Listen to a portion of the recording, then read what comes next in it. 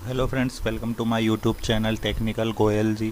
And friends, इससे जो पिछला वीडियो था उसमें हमने बात की थी कैसे हम हमारा लारावेल का सेटअप देखा था हमने कि किस तरीके से हम लारावेल का न्यू प्रोजेक्ट इंस्टॉल कर सकते हैं। ठीक है, कुछ हमने npm के पैकेजेस देखे थे किस तरीके से हम उसे सेटअप कर सकते हैं। तो फ्रेंड्स, ये हमारा सीरीज़ में सेकंड वीडियो है और इसमें हम जो देखने वाले हैं, जो समझने वाले हैं, वो डाटाबेस से रिगार्डिंग बात करने वाले हैं कि हमारे डिलीवरी ट्रैकिंग सिस्टम में हम कौन कौन सी डाटाबेस की टेबल्स यूज़ करने वाले हैं। ठीक है, कौन कौन सी टेबल का यूज़ करके हम आ, आगे इस प्रोजेक्ट को प्रोसेस करेंगे। ठीक है, तो मैं आपको इसमें पूरा डीबी डिज़ाइन समझाने वाला हूँ फ्रेंड्स। ठीक है, कैसे हम डाटाबेस को सेटअप करते हैं, क्रिएट करते हैं, वो सब हम इस वीडियो में समझने वाले हैं। तो फ्रेंड्स, सबसे पहले मैं आपको लेके चलता हूँ मेरे प्रोजेक्ट के ऊपर। ठीक है, तो आप देखो फ्रेंड, यहाँ पे आपको एक फ़ाइल दिख रही होगी, बेसिकली 2 TNB फाइल। तो बेसिकली जब आप प्रोजेक्ट क्रिएट करते हैं ना, तो 2 TNB फाइल आपको यहाँ पे अवेलेबल मिल जाएगी। पर समटाइम ऐसा भी होता है कि 2 TNB फाइल हमको नहीं मिलती है, तो इसको हमको क्रिएट करनी पड़ती है। ठीक है, तो जो आपकी डायरेक्टरी स्ट्रक्चर होता है ना, तो ये हमारा जैसे डायरेक्टरी स्ट्रक्चर है। तो देखो, मैं इसको क्लोज़ कर देता हूँ। तो यहाँ पे जो आपको ये 2 TNB फाइल अभी मेरे इसमें तो शो हो रही है। ठीक है, तो हो सकता है ये आपको शो नहीं हो, तो आपको क्या करना है, बेसिकली जो 2 TNB एग्जाम्पल करके जो फाइल होगी ना, इसके अंदर जो भी हमारा यहाँ पे देखिए डाटा अवेलेबल होगा, ये पूरा डाटा आप कॉपी करके 2 TNB में पेस्ट कर दीजिएगा। ठीक है, तो अभी तो मेरे सेटअप किया था तो 2 TNB फाइल हमारे शो हो रही थी। तो बेसिकली मैंने क्या किया, इसमें ही चेंज करूँगा मैं जो भी करूँगा अभी। तो अब इसमें भी क्या करना होता है आपको, देखो यहाँ पे आपको ये DB connection, DB host, DB port, DB database. ठीक है, तो आपको DB डाटाबेस का नाम लारावेल शो हो रहा होगा आपको। तो मैंने यहाँ पे देखिए डिलीवरी सिस्टम कर दिया है इसको। ठीक है, DB यूज़र नेम रूट कर दिया, और जो भी आप DB का अपने का पासवर्ड देने वाले हैं वो यहाँ पे दे दीजिए। मैंने पासवर्ड दे दिया अपना ये। ठीक है, दूसरी चीज़ मैं यहाँ पे जो यूज़ कर रहा हूँ, MySQL डाटाबेस हम यहाँ पे यूज़ करने वाले हैं। ठीक है, तो अगर आपके सिस्टम पे MySQL इंस्टॉल नहीं है तो सबसे पहला आपको इसको इंस्टॉल करना होगा। अगर आप उबंटू चला रहे हैं तो उबंटू में मैं आपको बता देता हूँ MySQL इंस्टॉल करने का तरीका। सिंपल, कुछ नहीं करना है आपको, MySQL install for Ubuntu type कर दीजिएगा, आपको गूगल करना है। ऐसे ही सेम आप विंडोज़ के लिए भी कर सकते हैं डाउनलोड करने के लिए। मैं बेसिकली उबंटू पे काम कर रहा हूँ, तो उबंटू में ही मैंने MySQL सेटअप कर रखा है अपना। तो आपको ये डिजिटल ओशन की वेबसाइट मिलेगी। ठीक है, इस पर पूरा आप अंदर जाइएगा तो आप यह देख सकते हैं स्टेप बाय स्टेप इसने पूरा अच्छे से समझा रखा है कैसे आपको MySQL इंस्टॉल करना है। ये सारी कमांडें आपको कुछ नहीं करनी है, उठा उठा के सीधा यहाँ पे टर्मिनल पे पेस्ट करके चला दीजिएगा। ठीक है, बेसिकली यहाँ पे तो आपको सब पूरा MySQL इंस्टॉल हो जाएगा। ठीक है, तो फ्रेंड्स, यहाँ पे इतना काम करने के बाद आपको क्या करना है वो मैं आपको बताता हूँ।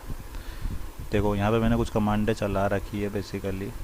ठीक है, तो आपको कुछ नहीं करना, जब आपका MySQL इंस्टॉल हो जाएगा ना, तो आपको MySQL, जैसे मैं बाहर ही निकल जाता हूँ अभी, तो इससे CD एक सेकेंड यार, एग्जिट। ठीक है, तो देखो यहाँ पे अभी मेरे को क्या करना है, जैसे मेरा MySQL इंस्टॉल्ड है तो MySQL u root p। ठीक है, फिर यहाँ पे मेरे को MySQL का पासवर्ड डालना है, जो भी हमारा MySQL का पासवर्ड होगा।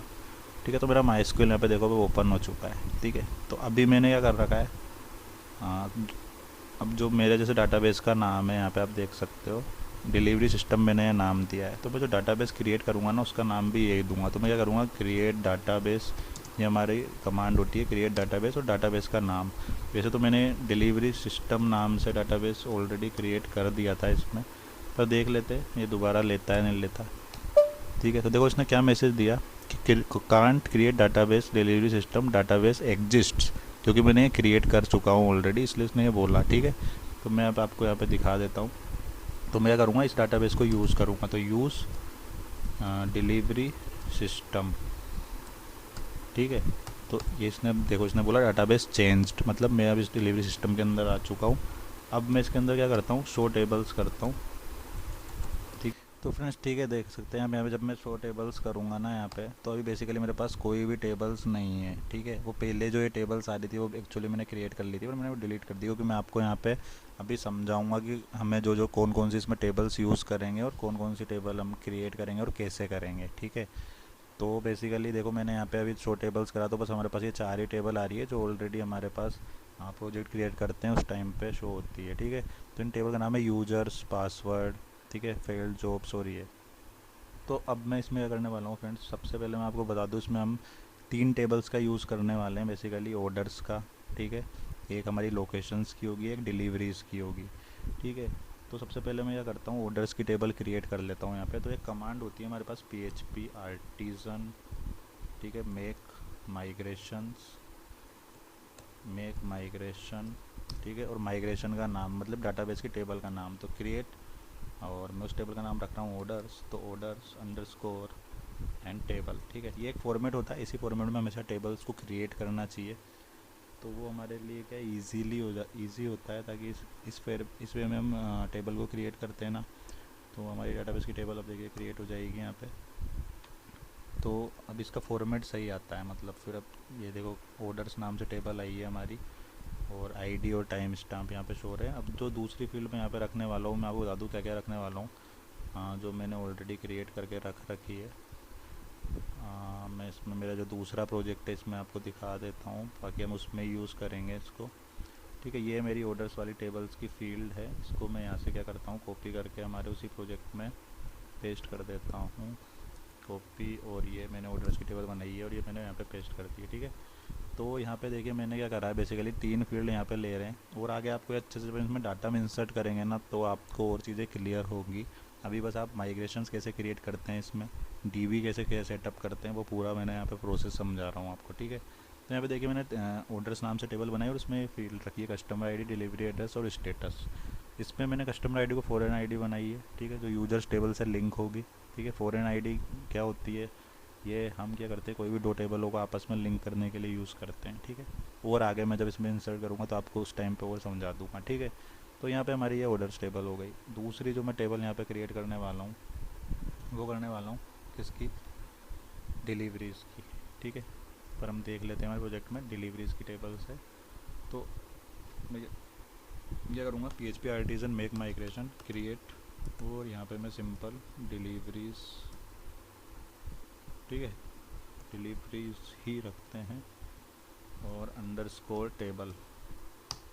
तो ये हमारी डिलीवरी की टेबल भी क्रिएट हो गई। ठीक है, इसमें जो डाटाबेस की फील्ड में रखने वाला हूँ वो यहाँ से कॉपी कर लेते हैं अपन, और मैं यहाँ पे देखिए इसमें पेस्ट कर देता हूँ। ये मेरी डाटा फील्ड्स की डिलीवरीज़ की फील्ड हो जाएगी फ्रेंड।